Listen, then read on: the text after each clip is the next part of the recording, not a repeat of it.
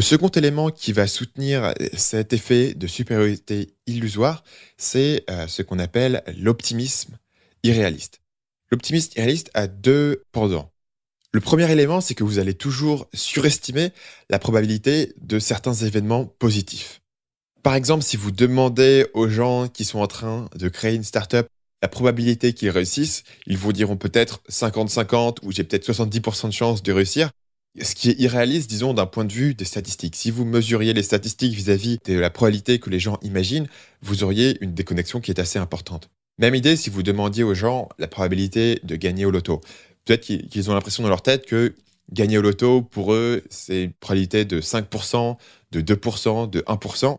Évidemment, dans la vérité, c'est très très loin de ça. C'est plutôt 1 sur quelques millions. Mais naturellement, l'être humain va surestimer la probabilité d'événements positifs.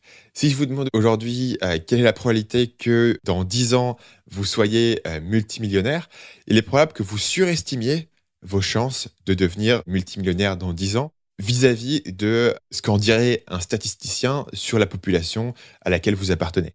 Évidemment, on comprend assez facilement en quoi cet effet-là est utile et adaptif, parce que si on n'avait pas cet optimisme irréaliste dans la réussite de nos projets, on aurait souvent du mal à faire quelque chose. Et donc bien souvent, et c'est assez paradoxal, avoir une vision irréaliste de la réalité dans ce domaine-là va avoir un effet positif au final.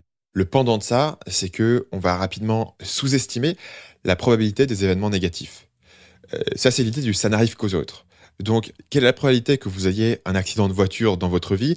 La plupart d'entre nous, un accident de voiture, disons, fatal, où vous allez mourir, où vous allez être grièvement blessé, la plupart d'entre nous n'y pensent pas. Ce n'est pas une probabilité qui nous semble présente ou évidente.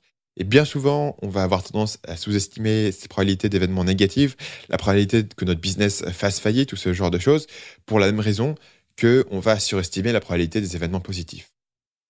Salut, c'est Stan, j'espère que vous avez apprécié cet extrait du podcast Marketing Mania. Bien sûr, vous pouvez retrouver l'ensemble des épisodes du podcast, y compris les instructions sur comment vous abonner sur l'application Apple Podcast ou sur votre téléphone Android en vous rendant sur mon site à l'adresse marketingmania.fr/podcast. Je vous ai mis le lien dans la description de cette vidéo.